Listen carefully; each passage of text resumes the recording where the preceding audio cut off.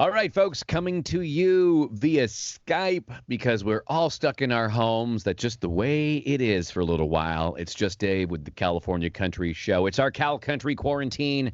And here is my very first podcast subject, also at home. Ted Russell Kamp, how you doing, man? I am doing good. Thank you for being in touch. It's great to see you again. It's great. And It's great to see you, man. I hope everyone's healthy over there. You guys are good. You have everything you need? So far, yeah, I'm the designated family member to leave the house every 2 or 3 days to go to the supermarket. But thankfully everyone's happy and healthy. Varying bouts with sanity. Yeah. But we're hanging in there and doing well. Well, I know you're quite the traveler, man. You just got back off of a big tour. I know with your own solo tour, and then of course your Shooter Jennings dates. So what's life like now that there's no touring for a little while? I'm very thankful that I was originally going to be home for all of April and May anyway. Oh, okay. I had a handful of local dates and things in like Long Beach and LA and Hollywood and stuff. They've of course all been canceled and rescheduled. But I was planning on being home and recording. So I got 2 records that I've been producing that I'm finishing up. So thankfully I've been able to be home doing a lot of overdubs and sending people mixes of the new guitar parts and Wurlitzer and shaker parts and stuff. So I've been home. It's been really nice to have a little extra time with my wife and my son. You know, normally when I am home, we're all working. You know, they work or my son's at school. And so we do our own thing and we work all day and then we hang out and have dinner. And then, you know, the night, sometimes I go out to a gig. Sometimes I'm at home anyway. So it's been, from some angles, it's been really nice to be home and relax and just have more time together, you know?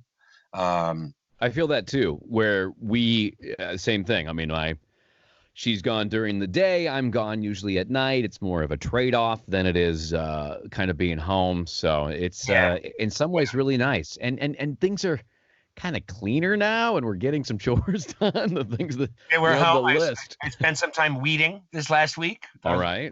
Backyard area, which is normally a total war zone, is now actually like, oh, it's nice out here.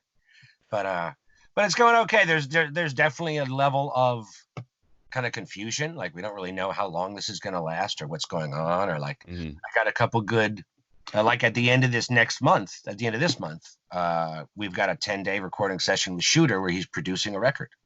So it's like, I don't know if everyone's going to feel good about being in public again. I mean, granted, it's going to be 3 or 4 musicians, an engineer in a large studio. So we could easily do it by being 6 to 8 or 10 feet away from each other. But who knows if someone is, you know, new information will come to light. And that could stop a lot of us. Okay, and we'll have accepted it. And we're like, okay, great, let's just do it. But then again, that's don't know yet. We can always hope for the best. I know a lot of people are saying, you know, all you know, wear masks or do all or keep separated, all those things. But you know, it kind of shows you like we've been pretty careless with our lives. Things have been going pretty good. So this is a whole new way of doing business. We might just have to do like you're saying, like send in your parts on the internet and do it at home. Rebuild. You know, this used to be my studio, and when I first started this show and actually moved to a studio, I haven't been there in about 10 days or so, except to pick up some stuff. So this is now the home studio. Well, I was there to do a podcast with you. So behind you is a lot of your studio. You're used to that anyway. And this world is kind of set up that way now. We can actually do what we always thought we'd be able to do, which is do it from home. Totally can, and it's great. It's great. But another level is, like I told you, I'm working on this record. Mike Dawson and the Smoking Kills is the name of the band. So we did all the basic tracks already. I've been doing more overdubbing than we were planning on because everyone's at home. But now that we're getting to the point where I've done pretty much everything I can do, we're going to set up either Skype or a Facebook Live or Zoom or something so that Mike can sing in his home studio while I watch him and then comment on it. And then he'll send the wave files of the singing he just did, and then I'll input them into the session.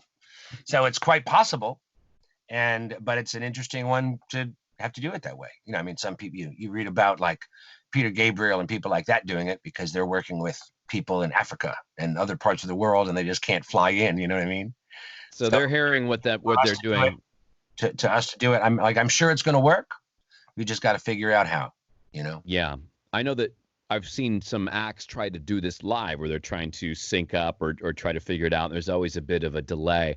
But yeah, you're right. You can produce, which is what you do. You can produce others and say, okay, that was a great take. Even as there's a bit of delay, it's not going to stop you from being communicative. I mean, I'm not singing along in real time. I'm waiting. He can sing and I can watch and listen, and then I can make my, maybe whisper this line, or maybe, you know. Yeah, you can do it all. Save the oomph for the first line of the chorus. You know what I mean?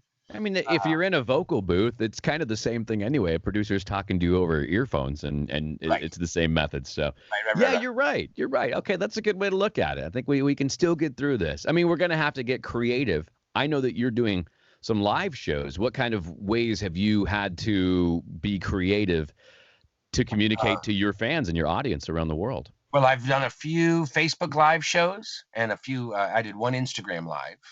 So I'm experimenting with different ways to do it, how long they should be. Like the one I did just yesterday was all requests. Cool. I wish there was a way, and I want to find a way to do it in a way that's a little more interactive. Like even when I'm in between songs and I ask a question, like, hey, you want a rocker or a bluesy one next? Sure. Kind of waiting while all the comments come in. And you're in radio, so you don't want dead time. No, not at all. You don't want to have someone like log on to your show and you're just kind of sitting there. Oh, great. Well, Cheryl, thank you for that comment. And Bill and Missoula, thank you for that comment. I typed that in like a minute ago. You're barely reading. No, actually, there are ways. I know that when I saw Brad Paisley do his show, his wife was in the room and she was reading the comments to him. So she would make a note. So we're still not there. Yeah. A little bit.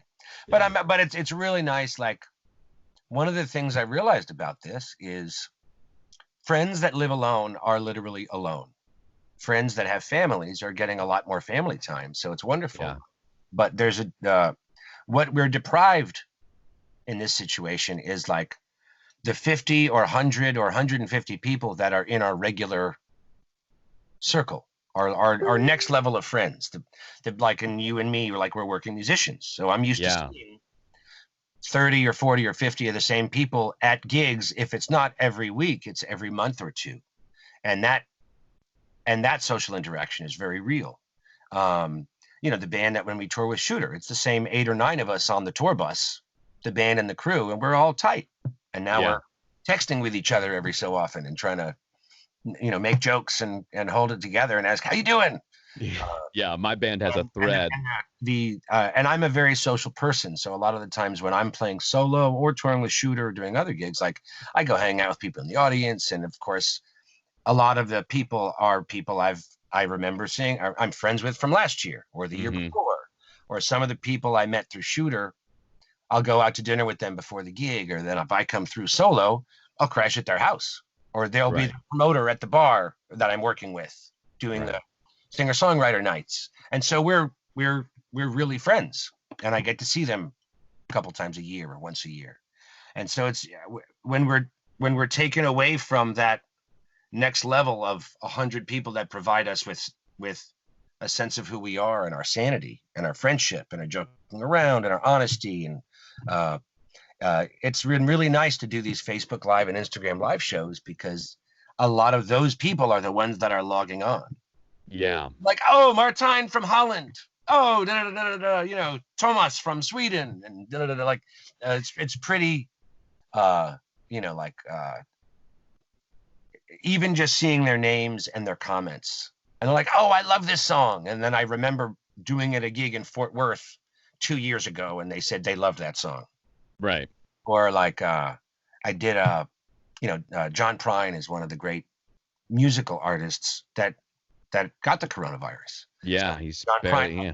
I did a John Prine song the other day, and in the context of this kind of social isolation we're dealing with for health reasons, almost all these lyrics about traveling are taking on a different meaning and a different depth.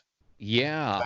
Because it is kind of life and death, and there's another level of loneliness that we're feeling. It's an intense time, and so it's great that you're doing this new batch of interviews that like this, and that me and you and all these other musicians we know are still trying to find ways to communicate, and non-musicians, we're all still trying to find a way to be there for each other. It's really profound. I think it was, it's the things we took for granted are like this, like being on Skype. We've gone to text messaging and, but I'll see you out there. No, we'll catch up in person and shake hands or hug and stuff. And now we can't do that. So now, like, just this interaction, this face to face, throughout the miles. I mean, you're just down the way in LA, but like still it has come to this for a while until we get out of it. I know you've got stuff planned though, right? You've got a new record that you're going to put out. Yeah.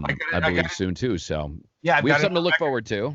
Yeah, no, I'm very excited about it, and it's been pretty much done.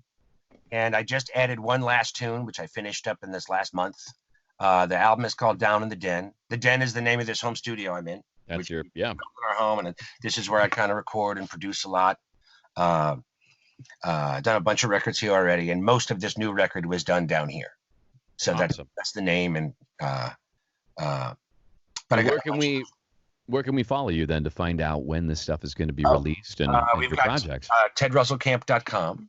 We've got Facebook.com/TedRussellKamp. And I'm dangerously close to 5,000 friends, so you can always go to Ted Russell Kamp Band at Facebook as well. Yeah, go with the band page. Well, you can get more people in there. Yeah. Instagram /Ted Russell Kamp. It's like it's a lot of the same social media stuff everyone is doing. Thankfully, Ted Russell Kamp is a long enough name that I'm not in.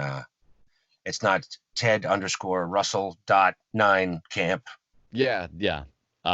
Asterisk. You know what I mean? It's just Ted Russell Kamp. So awesome.